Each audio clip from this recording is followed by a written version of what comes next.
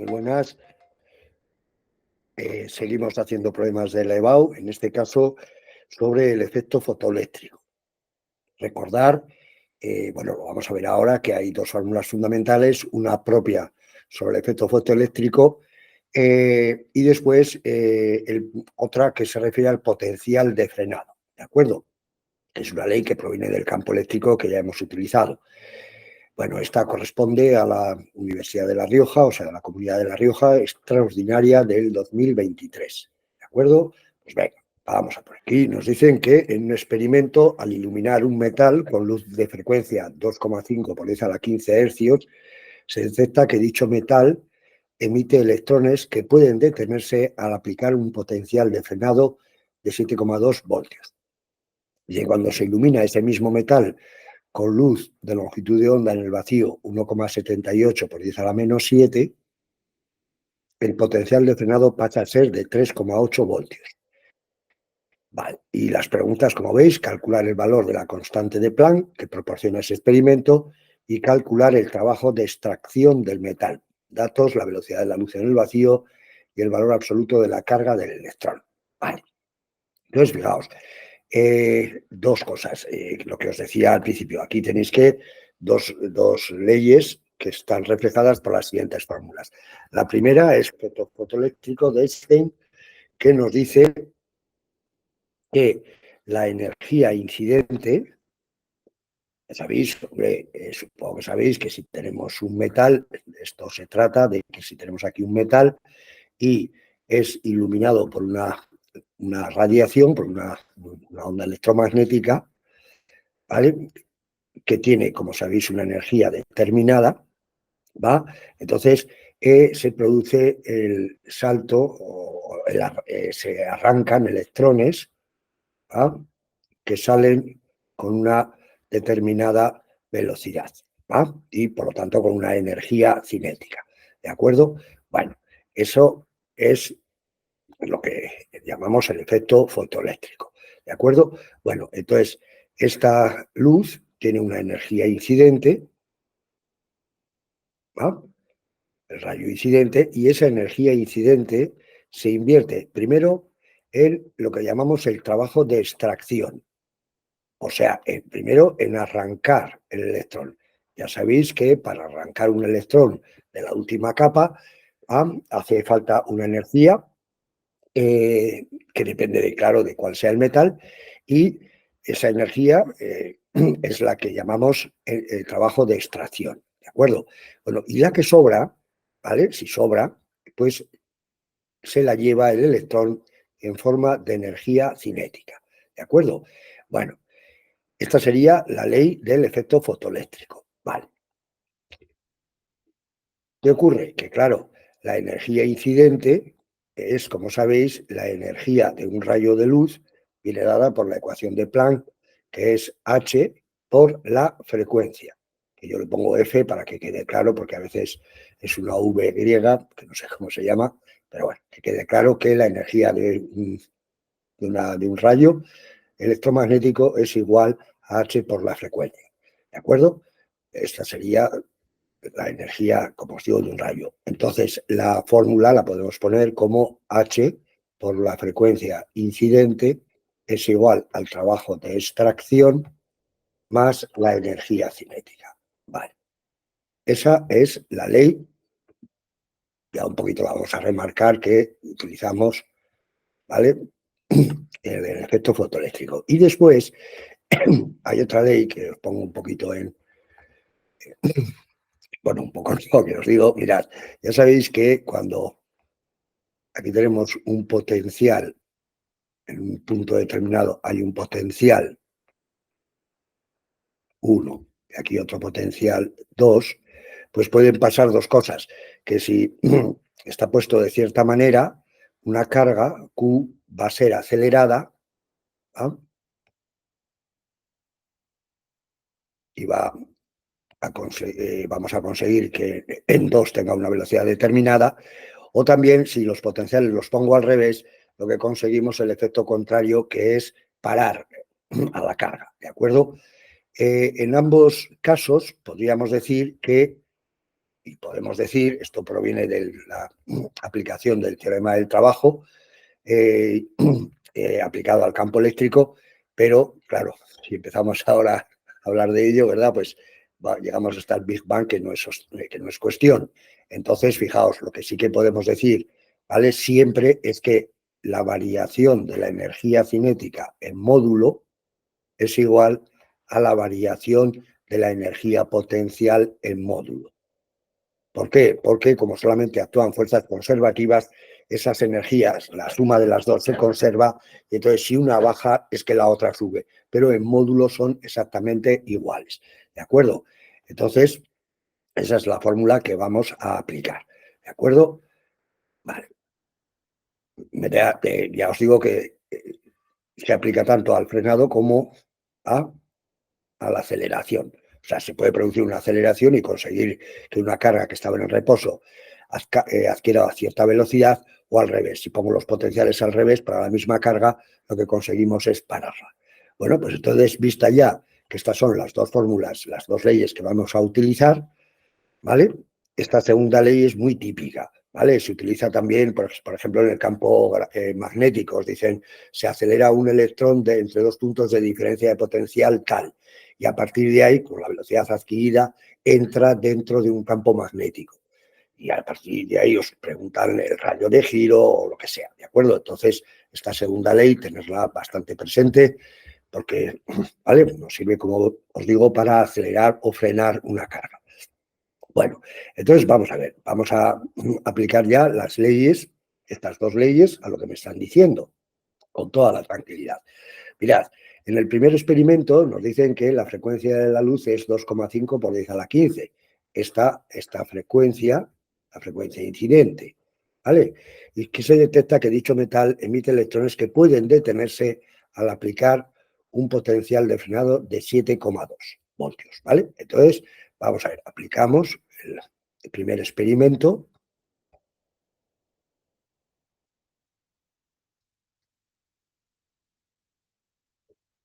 Decimos, bueno, vamos a ver, energía incidente a constante del plan por la frecuencia. Bueno, si queréis pongo otra vez la fórmula para que más. Hombre, aquí lo que vamos a poner más, normalmente cuando incide, bueno, la ley es esta, pero ya veis que esta energía cinética realmente es el electrón, suponemos que estaba parado. Bueno, bien, eso, ¿vale? Entonces, esta energía cinética es la que adquieren los electrones, ¿vale?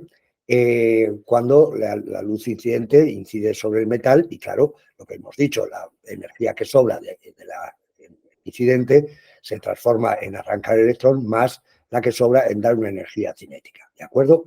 Pero fijaos que hemos quedado que, bueno, aquí podríamos decir la variación de la energía cinética. Más bien, ¿de acuerdo? Pero esta variación de la energía cinética, como hemos dicho, la podemos poner en módulo como la carga por la diferencia de potencial, en este caso, de frenado.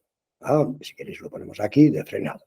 ¿Vale? Por lo tanto, en los dos experimentos podemos ya utilizar, para aplicar los datos que nos han dado, esta ley.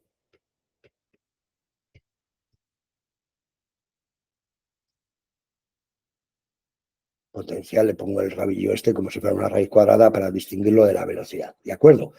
Bueno, entonces, aplicando esta ley al primer experimento, nos queda que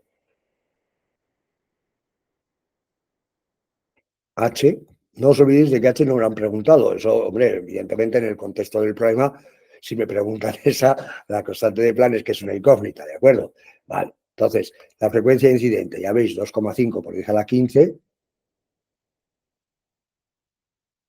y eso es igual al trabajo de extracción, que no lo conocemos y que además, si os acordáis del enunciado, nos lo preguntan, más el módulo de la carga, de la carga, que es un electrón claramente, por el potencial de frenado, que son 7,2 voltios. Entonces, el módulo es positivo, claramente 1,6 por 10 a la menos 19, creo recordar, vamos a poner los datos que me dan, sí, 1,6 por 10 a la menos 19, por el potencial de frenado, que es 7,2 voltios. ¿Vale? Y aquí, como veis, ¿qué ocurre? Pues que tenemos una ecuación con dos incógnitas, que vamos a remarcar como la ecuación 1. ¿Vale? Si ahora, en el segundo experimento, pues cogemos segundo experimento,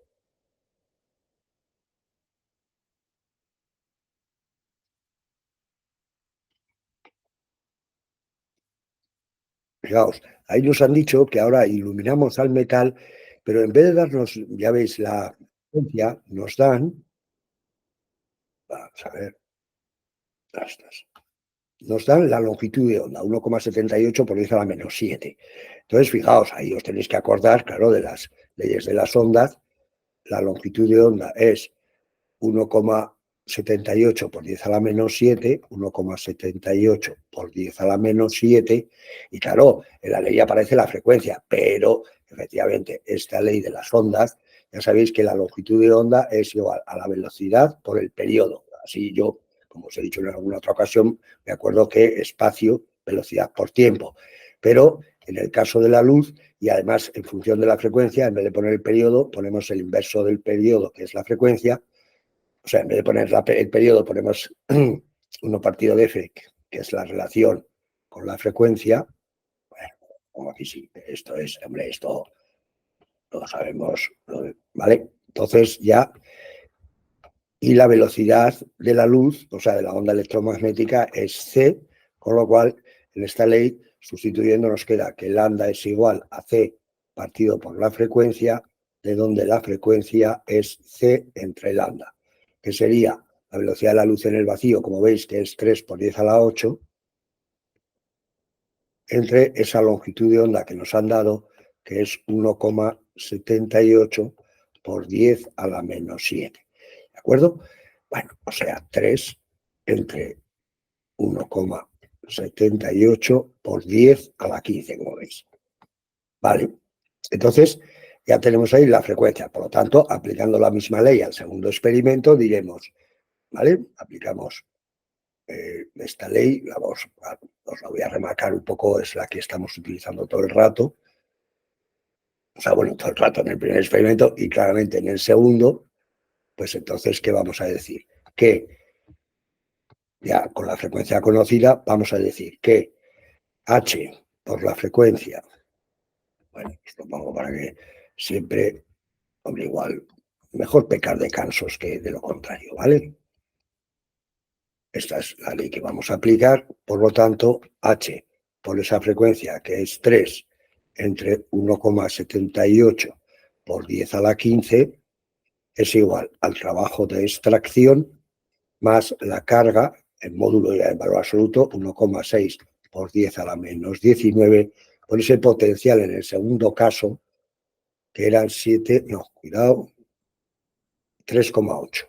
¿Ah? Bueno, entonces aquí, como veis, ya tenemos otra ecuación, que llamamos la segunda. Ya veis, aquí tenemos la primera. Y daos cuenta, bueno, la voy a remarcar también en rojo, es una tontería, pero bueno, estas son dos ecuaciones con dos incógnitas en justamente lo que me habían preguntado. Calcular el valor de la constante de Planck que proporciona este experimento y calcular el trabajo de extracción del metal. Como veis, tenemos ya la ecuación 1 con las incógnitas, efectivamente, H y el trabajo de extracción, y la segunda ecuación que tiene las mismas incógnitas, como veis, H y el trabajo de extracción.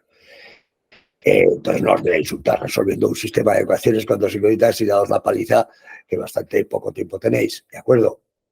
Bueno, pues entonces ya veis que, bueno, bueno, como todo en la vida, se puede complicar lo que les dé la gana, ¿de acuerdo? Pero no es el caso, no os preocupéis, ¿vale? Entonces ya veis que hemos elegido, ahora vamos a hacer algunos más, bueno, haremos todos los que podamos, pero bueno, sobre todo intentamos que los que hacemos sean absolutamente típicos en el sentido en el que aparecen las cosas, las leyes que tenéis que saber, ¿de acuerdo? En el caso del efecto fotoeléctrico, estas dos, fundamentalmente. Ya digo que, bueno, pues por complicar, vale, pero las leyes son esas dos, ¿vale? Otra cosa es que los datos nos den en forma rebuscada. Bueno, pues como siempre, espero haberme explicado y nada, venga, chao.